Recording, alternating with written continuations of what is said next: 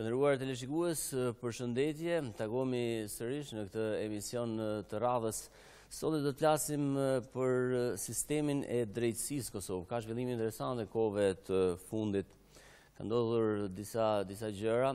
Sërish janë rikthyer akuzat për korrupsion në EULEX, ndërkohë një vendim i gjykatës Prishtinë që dënoi aktivistët e lëvizjes vetëvendosje me rreth 21 vjet burg është kritikuar nga ekspertë të drejtësisë dhe ka zgjuar reagime në opinionin publik. Nga ana tjetër kemi rastin e kryeprokurorit Lumezi, dosjen për të dhe dyshimet që janë hedhur për provimin e tij të jurisprudencës. Ndërkohë po afrohet gjykata speciale. Nesër për herë të parë do ta vizitojë Kosovën kreu i dhomave të kësaj gjykate. Për gjitha këto do të flasim me njërin nga njohësit e mirë të sistemit drejtësisë, por edhe të rrethanave politike, avokatin Tom Gashi. Mirëmbrëma, mirë se erdhët. Mirëmbrëma, mirë se gjej. Atëherë, s'para të flasim për dënimin që shqiptoi gjykata në Prishtinë, një dënim për cilin keni folur natyrisht edhe ju si njëri nga avokatët në këtë proces gjyqësor kundër 4 aktivistëve, në fakt sepse Astrid Darsi vdiq në burg. Natyrisht si avokat ju i mbroni klientët tuaj, por pyetja ime shtrohet në këtë rast për te lkurës së avokatit, si ishte ky vendim?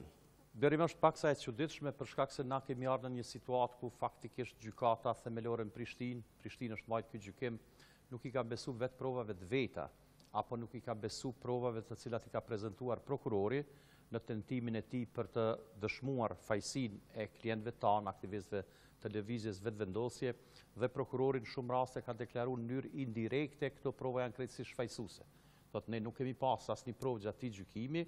me cilin do të dëshmohej fajësia e cili do prej aktivistëve të lëvizjes vetëvendosje. Këta janë akuzuar si grup janë dënuar dhe ka qenë një situatë jashtëzakonisht e rëndë për shkak se askush i cili ka një njohuri mesatare juridike, posaçërisht ata që kanë përcjellë gjykimin, nuk kanë pritur që do të jetë një akt gjykimi i tillë, por ka qenë thujase sigurt që do të jetë akt gjykimi lirues. Unë nuk di se për çfarë arsye gjykata e ka nxjerrë këtë vendim, mund të jenë lloj-lloj arsye, është bërë shumë moderne që thuhet arsyet janë krejtësisht politike, por nëse nuk kanë qenë arsyet politike, arsye tjetër nuk ka pas, për shkak se asnjë provë nuk ka qenë në disfavorin e aktivistëve të lëvizjes vetëvendosje, por në favorin e tyre. Unë mendoj që kjo ka qenë ndoshta edhe një tentativë për ta mbyllur rastin e vrasjes së Astrid Deharit, i cili është vrarë për shkak të këtij rasti me 5 nëntor të vitit të kaluar. Ai për shkak të këtij rasti është paraburgosur dhe parafërsisht mbi 70 ditë nuk është marrë në pyetje fare. Pastaj ka ndodhur ngritja e aktakuzës, gjykimi dhe epilogu fillestar i këtij gjykimi ka qenë diçka katastrofale që prej askujt nuk është pritur, por kështu funksionon drejtësia në Kosovë. Në raste të caktuara ku nuk ka prova, dikush dënohet, ndërsa ka edhe shumë raste kur provat janë të 100% dhe persona të caktuar blirohen prej akuzave. Që do thotë gjithmonë Blerim ka ndikime. Ne ato ndikime me siguri që nuk mund direkt i vërtetojmë, por kur nuk ka fakte për ta dëshmuar fajësinë e dikujt, në këtë rast po folim për aktivistët e lëvizjes vetëvendosje, atëherë unë besoj që ky rast gjithmonë prej fillimit dihet që ka qenë i politizuar, dihet që politika ka ndikuar shumë në këtë rast dhe përfundimisht kemi vendimin e shkallës së parë, i cili mund të jetë gjithçka, por nuk është drejtësi dhe unë besoj që s'pakun prizmin tim, por edhe të shumicës që kemi marrë pjesë në këtë gjykim është një prizm politike, është një vendim politik, jo gjyqësor. Gjithsesi ky është vendimi i gjykatës, gjykata në bazë ligjit është e pavarur në vendimin e saj, pavarësisht reagimeve që mund vinë qoftë edhe nga reagimet në kuptimin e pakënaqësisë për shkak të jo që vendimi ka qenë gjykues, por që nuk ka pas asnjë provë, respektivisht ka qenë krejtësisht e kundërta, gjitha provat kanë folur në favor të tyre. Ne kemi pas për shembull një prej provave kryesore, kemi pas ekspertizën e FBI të Amerikës, ku prokurori shumë i ka dhënë rëndësi asaj, ndërsa në ekspertizën e FBI-t është thënë qartë edhe nga vetë prokuroria, edhe nga vetë FBI amerikane që imazhet që janë dërguar absolutisht nuk kanë mund të të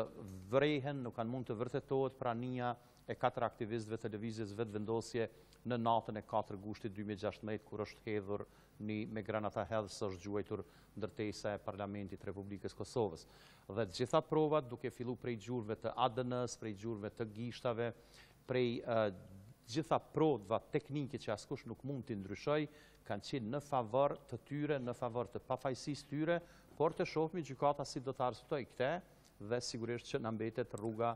e vetme, cila është rruga e ankesave kundër këtyre vendimeve gjyqësore, që është gjykata e apelit në Kosovë. Presim, besojmë apo shpresojmë që gjykata e apelit jetë më e drejtë se gjykata themelore në Prishtinë.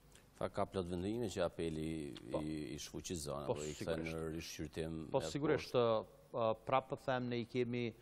faktikisht 3 djemtri, një vajzë re, cilët janë denu, dhe në moshën e tyne të filloj të themi kështu karriera e tyre, edhe jetësore, edhe politike, edhe shkollimit me kësi rastet të paqena të terrorizmit të inskenuar, është një çështje e rëndë, shumë e rëndë është për shtetin e Kosovës, se për ata personalisht, ata me shumë butësi kanë pranuar vendimet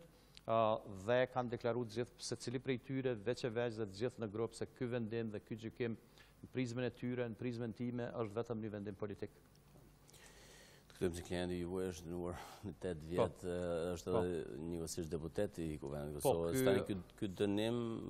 ja rrezikon mandatin? Frashëri ka qenë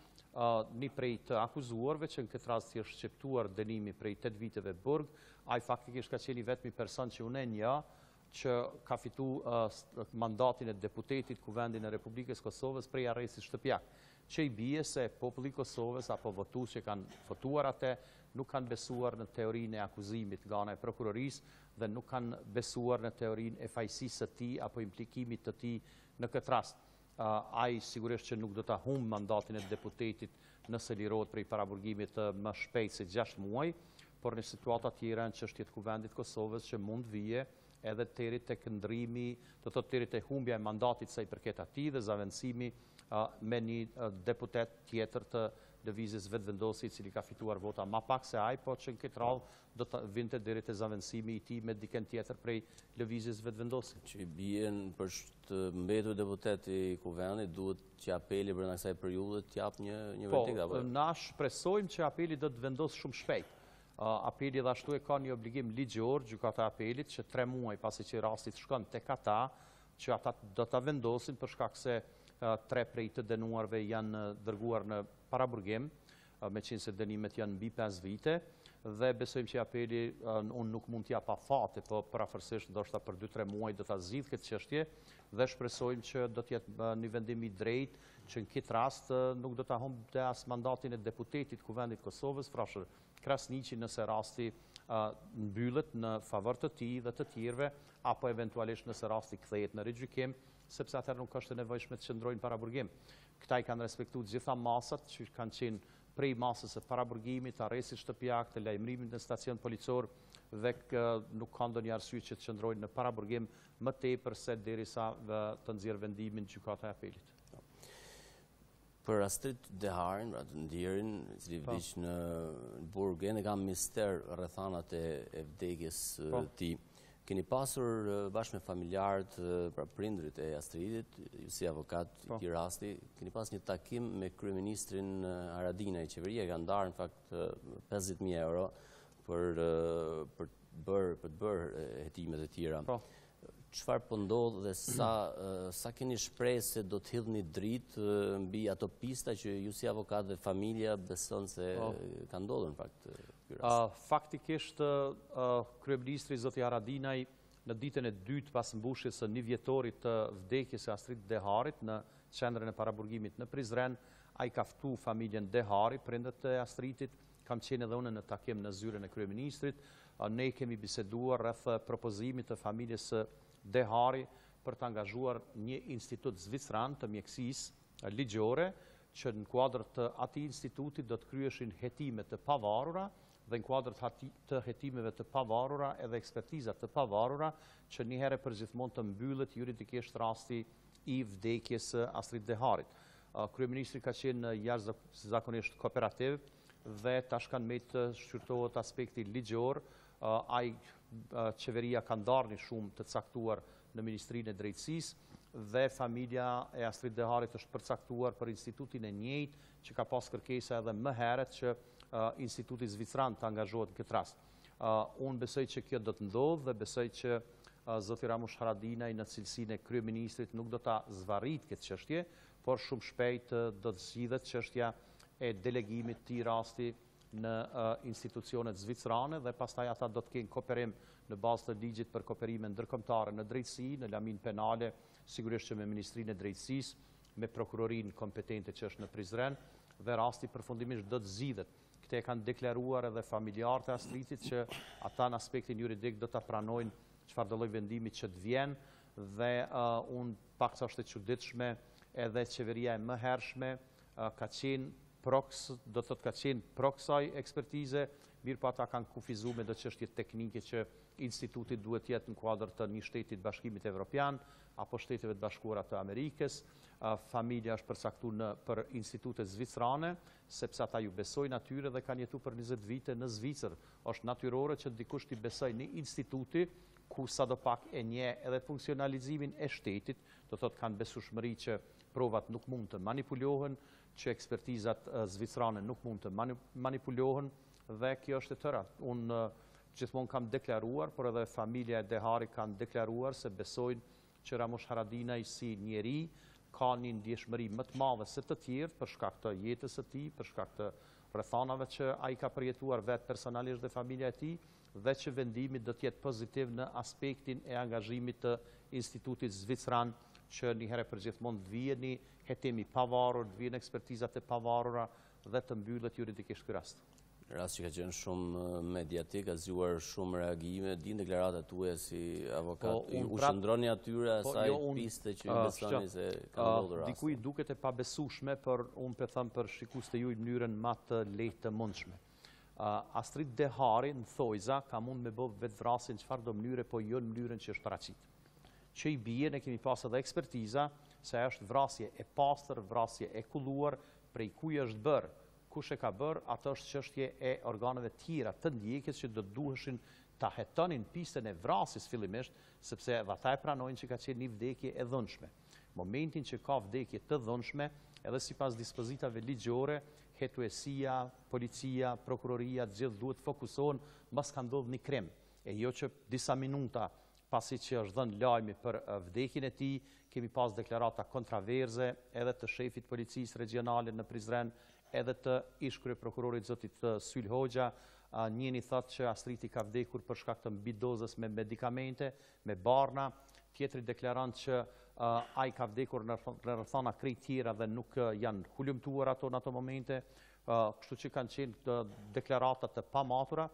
mirë po edhe gjatë obduksionit, edhe gjatë vendit të ngjarjes, fotografi që ne i kemi marrë kollor, gjitha mjetet që janë gjetë në dhomën ku ka qëndruar Astrid Dehari, pastaj në bazë të CD-s me incizime nga korridori i burgut të Prizrenit është pa se ai faktikisht prej qelis apo prej dhomës është nxjerrë për 4 minuta,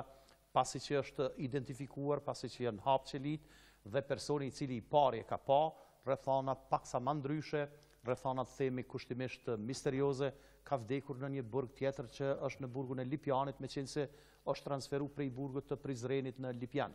Ajo është çështje e familjes tij, është çështje e personave që merren me te, por po ka shumë koincidenca përveç fakteve teknike që Astriti nuk ka mund bëj vetvrasje në atë mënyrë dhe gjitha rrugë deklarojnë ata që është më e trishtueshme që ajo është vrarë në burg, në Prizren dhe pastaj mosmarrja në pyetje e tij, friksimi i tij. Nëna Astritit ka deklaruar se ka pas telefonata në orët e mbrëmjes, telefonata të koduara, me cilat asaj është bërë me dije se djali i saj, Astrid Dehari, është duke u larguar, është duke u nxjerrur jashtë burgut Prizrenit dhe janë këto çështje që i deklarojnë prind, që kanë biseduar me telefon me persona të caktuar që janë familjarët e atij që ka qenë në dhomë me Astritin, familja Makolli, i cili po ashtu vdiq në rrethana paksa të çuditshme në burgun e Lipjanit, që do thotë gjitha rrethanat do të eliminohen në aspektin mjekoligjor me angazhimin e institutit zvicran. Familja e Astrid Deharit kanë deklaruar prezencën e kryeministrit, po dhe më herët që rezultatet në aspektin juridik do t'i pranojnë. Ata e dinë që djali i tyre është vrarë, por një ditë kjo çështje duhet mbyllet juridikisht. Pastaj kemi pas spektakle të lloj-llojshme, edhe të prokurorisë, edhe të rrethonave të tjera, të cilat pse nuk e mbyllin rastin për një vit, meqenëse si pas kanë qenë sigurt që ka qenë vetë vrasje, pse juridikisht nuk e mbyllën deri tash. Do thotë ka kalu më tepër se një vit dhe rasti nuk është mbyllur. Pastaj kemi pas rrethona të tjera ku vetë lejojnë kryeprokurori zoti Aleksandër Lumezi ka lejuar, ministrja Dhurata Hoxha ka lejuar, kanë lejuar prokurori i atëhershëm kryeprokurori që të marrin pjesë ekspert të përzgjedhur nga familja Dehari dhe pastaj ekspertizat e tyre në formë të shkruar që kanë deklaruar se në trupin e Astrid Deharit ka pas shenja të dhunës dhe vdekja është e dhunshme, do thotë në gjuhën juridike është vrasje. Pastaj ato ekspertiza u bën objekt të vetë hetimit nga ana e prokurorisë duke na marrë pyetjen si dëshmitarve, mua ekspertë të caktuar për të shpjeguar pse na mendojmë që është vrasje. Për shkak se unë nuk kam mendim personal, kjo nuk ka të bëjë me halucinacione, çfarë do lloji, apo të kujda, po këto janë ekspertiza të cilat i deklarojnë ekspert e përzgjedhur familjes Dehari, mirë po asnjëherë as ekspertët e mjekësisë ligjore nuk kanë deklaruar se është vetvrasje. Ata vetëm kanë deklaruar që Astriti ka vdekur për shkak të asfiksisë dhe se asfiksia është e dhunshme. Pastaj kemi pas manipulime të lloj-llojshme me 2 lloj ekspertiza të institutit të njëjtë të mjekësisë ligjore, gjë që janë shpjeguar edhe më herët, dhe të gjitha këto i bëjnë veprimet e organeve të ndjekjes dhe institucioneve që do duheshin të na mbronin të pabesueshme dhe çojnë vetëm në një rrugë që Astriti është vrarë. Dalim të një zhvillim tjetër, sepse mosbesimi në sistemin e drejtësisë nuk vlen vetëm për vendorët, por edhe për ndërkombëtarët. Një ditë para se shpallej vendimi për dënimin e të rinjve, e 4 të rinjve, aktivistëve të vendosjes, u mor vesh një dorëheqje në Eulex, jo një gjyqtar do si do, por atij që udhëhiqte pra gjyqtarët e Eulex, britaniku Martin Simmons, i cili tha se po jepte dorëheqje për shkak të korrupsionit brenda në Eulex dhe politizimit të këtij misioni. Por duket se këtë bëri shumë vonë, një kur ai po hetoi vetë për thyrjen e kodit mirësjelljes që e ka ky mision. Sa e njihni ju këtë gjyqtar, sepse është hapur një debat. Nuk ka thyer kurfar kodit të mirësjelljes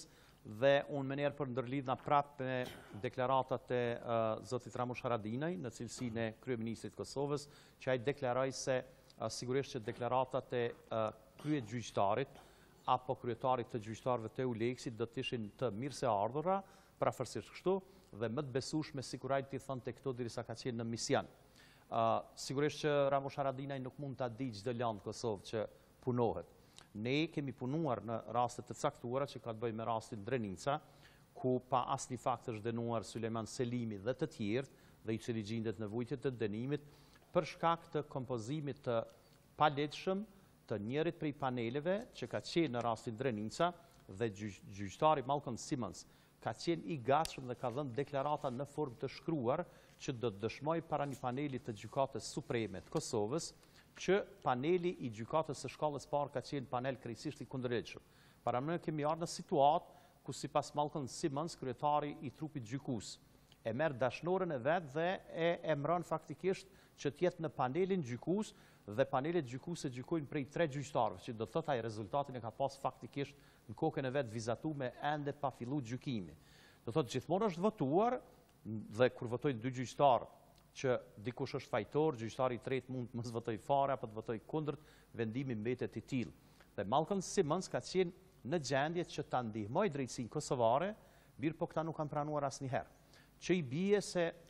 nëse një kryetarit të gjyqtarëve të Eulexit nuk i besohet dhe për t'i amortizuar deklaratat e tij që janë shokuese për misionin e Eulexit, atëherë ai vihet vetë në hetime çfarë do lloj natyre, për shkelje kinsetetike së gjyqtarit apo raste të tjera, i bie që Eulexi ka probleme jashtëzakonisht të brendshme, probleme të mëdha dhe ky mision faktikisht prej ditës parë është ditur që është mision politik e jo mision i imponimit, sundimit të ligjit, dhe tani e tha vetë ai i cili ka qenë pjesë e këtij sistemi që nga viti 2008 deri më tani, dhe ai ka deklaruar gjëra tepër shokuese që misioni e Eulexit në raste të caktuara faktikisht ka punuar në favor të Serbisë, sa i përket edhe rastit Drenica konkret, për shkak të shtyrjes së negociatave apo bisedimeve në Bruksel në mes të Kosovës dhe Serbisë, që Serbia të ketë faktikisht benefite dhe të jetë një lloj përparësie edhe duke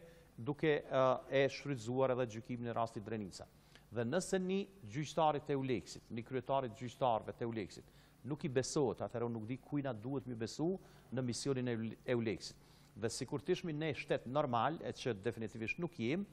pas deklaratave të gjyqtarit Malcolm Simmons, pas deklaratave të mahershme të Marja Bamje që ka qenë prokurore, ne tani është dashur që faktikisht misionin e Euleksit ta shpallim non grata si mision edhe ta ndërprejmë automatikisht prej ditës së djeshme, prej ditës kur këto deklarata janë bërë publike, që ose të kërkojmë largimin e këtij misioni nga Kosova, ose spaku më zbutit themi që të ngrihet pozicioni i tyre derisa të qartësohen situata. Sepse nëse gjyqtari kryesori i Euleksit thotë që vendimet kanë qenë politike, jo juridike, që personat të caktuar për shkak të aktivitetit politik janë vënë në shënjestër e jo për shkak të krimeve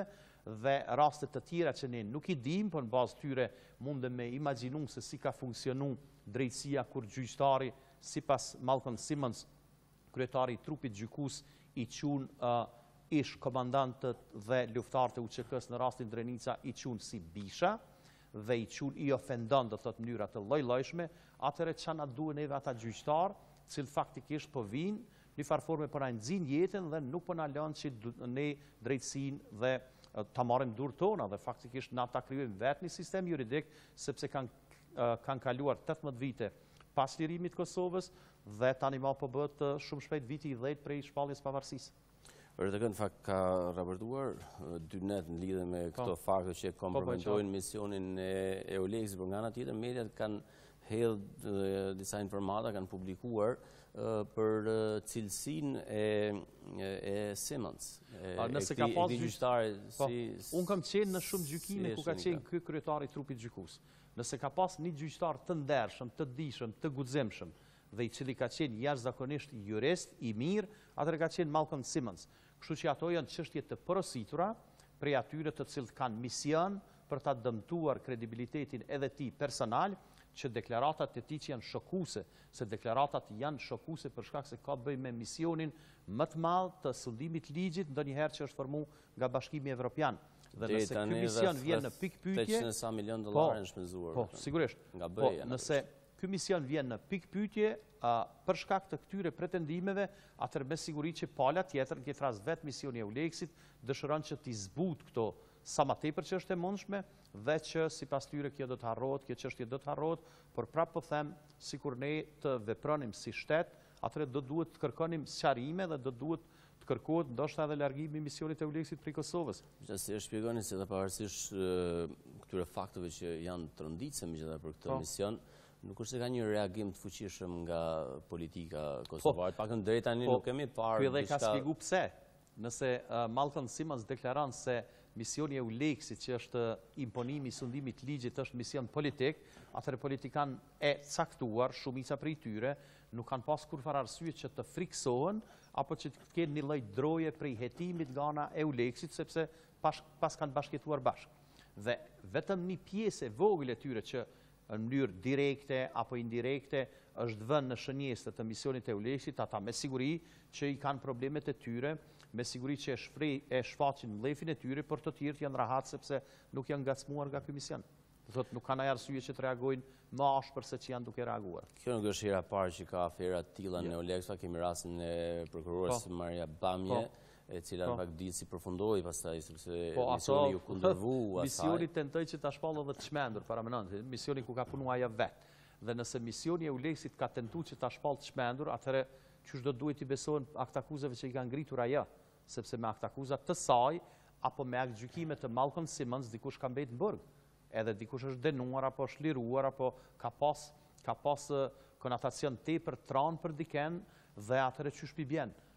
Do duhet që të vlerësohej secili prokuror dhe secili gjyqtar i Euleksit që vije këtu, normal që do duhet vlerësohej. Prej kujt duhet vlerësohet? Prej atyre që i dërgojnë këtu, po jo që ata të vinë këtu dhe të sillen faktikisht si njerëz të papërgjegjshëm dhe sigurisht që kishte qenë më mirë që Malcolm Simmons të deklaroj, por më herët, mirë po ky e ka bërë spaku 2 vite më herët. Ky në formë të shkruar në rastin Drenica, ku unë kam punu me shumë avokat tjerë, ndërta edhe me 2 që jemi në zyrën e përbashkët, Gregor Guy Smith dhe Kalin Rahan, ky ka dërguar deklarata të shkrume në gjykatë të Supremet Kosovës që taftojnë si dëshmitar. Do thotë neve nuk ka dhënë deklarata, është ditë publikisht që ai ka deklaruar që paneli i gjyqtarëve të Euleksit në rastin Drenica në gjykatën themelore në Mitrovic ka qenë i kundërligjshëm për arsye që i tham më herët, sepse ka marrë me preferenca personale kryetari i trupit gjykues një gjyqtarë të Euleksit dhe është bërë paneli siç ka deshur ai. Ky ka reaguar dhe ka qenë shumë burr dhe ka kërkuar që të ftohet si dëshmitar të gjykatës supreme. Absolutisht asnjëherë se kanë ftuar dhe neve na kanë dërguar një vendim që është e panevojshme dëshmia e tij në këtë situatë. Pastaj në rrugë të tjera është marrë vesh që Euleksi për ta zbrapsur atë prej deklarimeve të tij, prej publikimeve të skandaleve të Euleksit, është duke tentuar që ta friksoj duke i imponuar një hetim të brendshëm apo një hetim sa i përket aspektit etik. Kemi Euleks, por kemi edhe gjykatë speciale, pra një mision që merret me sundimin e ligjit, gjykata speciale. Nesër vjen Ekaterina Trendafilova, e cila është kryetare e dhomave të specializuar siç njeh, pra gjykatë që thuhet gjykatë e Kosovës, por në fakt kosovarët do të jenë duket vetëm të akuzuarit, edhe ndonjë avokat se marr, edhe apo ndonjë avokat dhe dëshmitar. Tjerë ata që ndajnë drejtësinë. Përveç që kosovarët, siç e thatë ju, mjerisht që do të jenë shqiptar, sepse si kosovar mund të jetë edhe ndonjë serb aty i akuzuar që nuk do të ndodhë. Kjo është gjykatë raciste, sepse kjo gjykatë e cila merret me hetimin dhe akuzimin nga ana e prokurorëve normal të pretendimeve për raste të krimeve të luftës dhe krimeve serioze për periudhën prej vitit 1998 deri në vitin 2000 dhe në statusin e kësaj gjykate dhe në ligjin që është nxjerr, do thotë është një ligj vetëm për një nacionalitet që është vetëm për ne shqiptarët, kësi gjykatë bota nuk e din. Bota nuk vepron parimet racizmit që me akuzu diken vetëm për shkak të përkatësisë nacionale në një luftë nëse ka pas dy palë të nacionaliteteve të ndryshme. Sigurisht që gjykata speciale dhe ka votuar kuvendi. Po shumë mirë kanë bërë. Në thojza kanë. Me pak presion, po e kanë votuar. Me shumë presion, po nëse në botë gjeni një gjykatë të tillë, atëherë është çështje tjetër, por nuk ekziston. Ka raste në botë që bëhen gjykata të ashtu quajtura speciale për hetimin e një rasti, por nuk ndahen me nacionalitet, apo të një personi, po jo që në një luftë ku kanë marrë pjesë nacionalitete të ndryshme, që të jetojnë vetëm shqiptarë. Unë besoj që kjo është prapë ka me qenë krejtësisht e njëjtë, siç deklaron Malcolm Simmons, që do të jetë një gjykatë politike dhe ndoshta gjykata do të shfrytëzohet për eliminimin e figurave të caktuara politike, gjë që nuk është në rregull, sepse ndryshimet politike në çdo vend demokratik edhe në Kosovë duhet vinë nga vota, duhet vinë nga kutia e votuesve e jo që përmes gjykatave të imponohen edhe ndryshime politike, por këtë që e tham deputetët e Kuvendit Kosovës në gusht vitit 2015. Këtë shërbim ja kanë bërë as të keq vendit vet, shqiptarëve në përgjithësi e në veçanti ish pjesëtarëve të UÇK-s, atyre që do të gjykohen atje, atyre që do të akuzohen atje, saqë është dëmi më i madh që ka mund t'ia bëj dikujt vetvetes shtetit vet, udhëheqësve vet dhe posaçërisht të ardhmës së shtetit Kosovës. Paramenoni ju për disa javë apo disa muaj kur lajmin kryesor gjitha mediumet botnore do ta keni gjykimin e shqiptarëve në Hag. Atëherë po i bën që faktikisht ne pe akuzojmë vetveten edhe pe paraqesim ne vetveten thuja se ne kemi qenë ata që kemi shkaktuar vrasje të civilëve, ne kemi qenë ata që kemi qenë përdhunues dhe ne kemi qenë ata agresorët, sepse populli nuk e din çfarë po ndodh. Vetëm me sheh që po gjykojnë shqiptar po jo serb. Edhe akuzat po ngriten prej të hujve,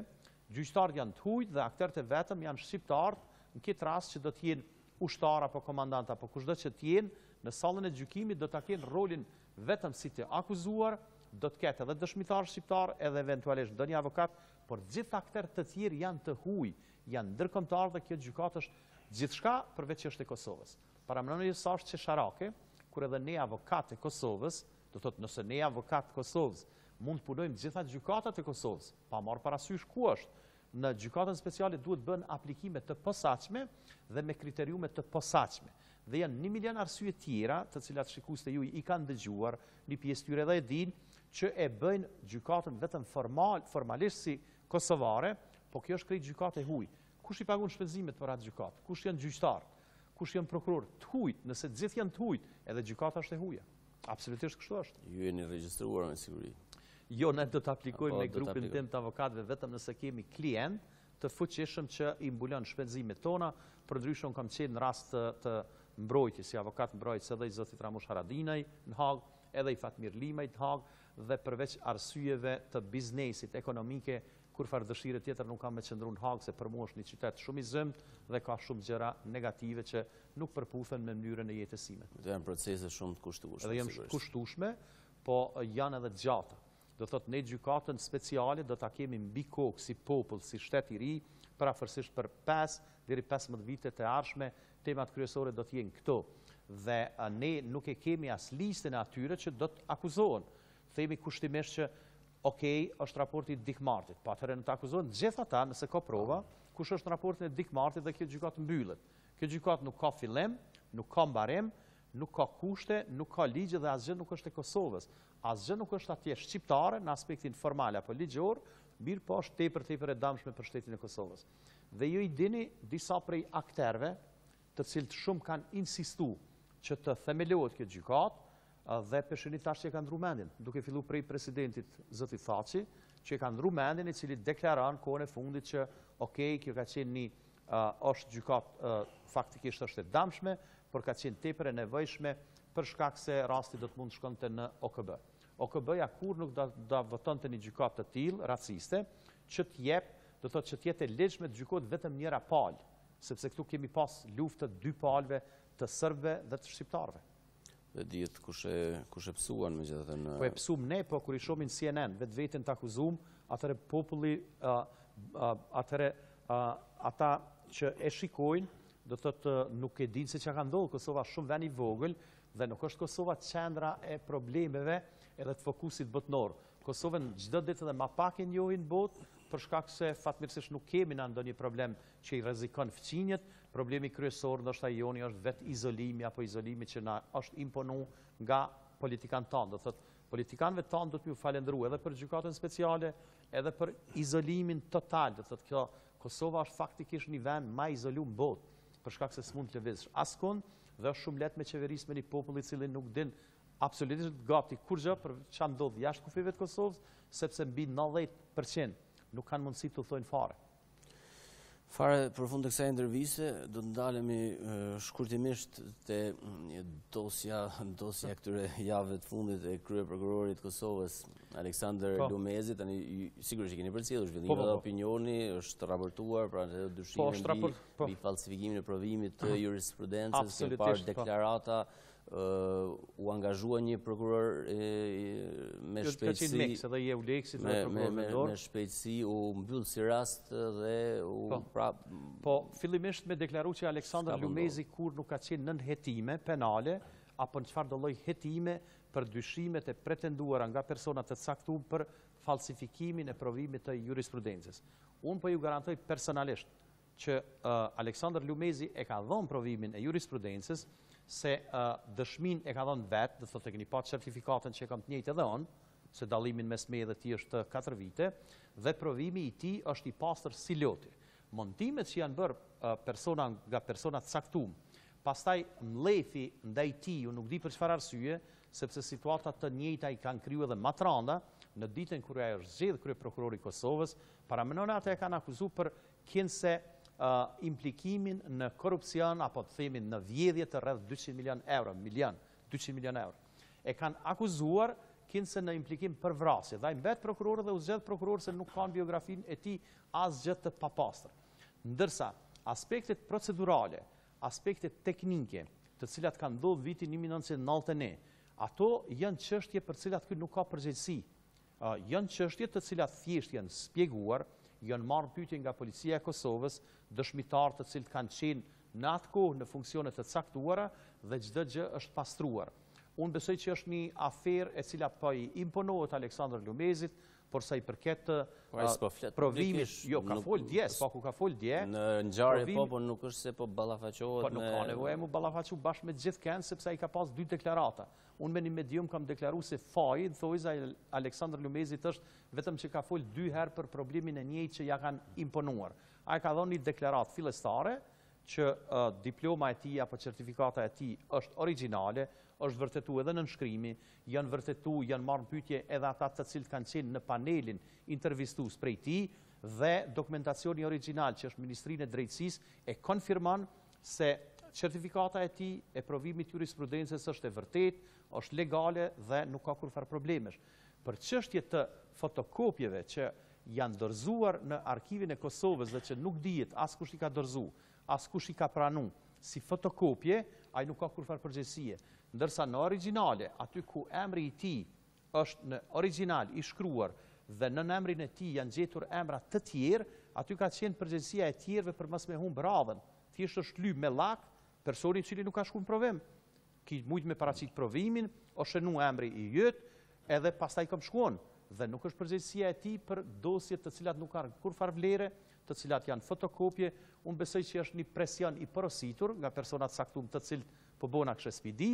për shkak se pja krijojnë problemin për mja zgjedh problemin, ato janë çështje të tyre, por Aleksandër Lumezi e ka certifikatën origjinale, provimin e ka dhënë në kohën kur ka deklaruar dhe asgjë nuk ka që ka mos përputhje. Janë çështje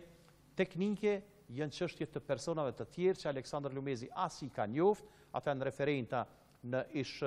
themi kushtimisht sekretariati ka qenë atëherë i drejtësisë, sepse para atij komisioni, ndoshta jo, por në vendin e njëjtë, në mënyrën e njëjtë, në procedurat të njëjta e ka dhënë provimin e dhënë.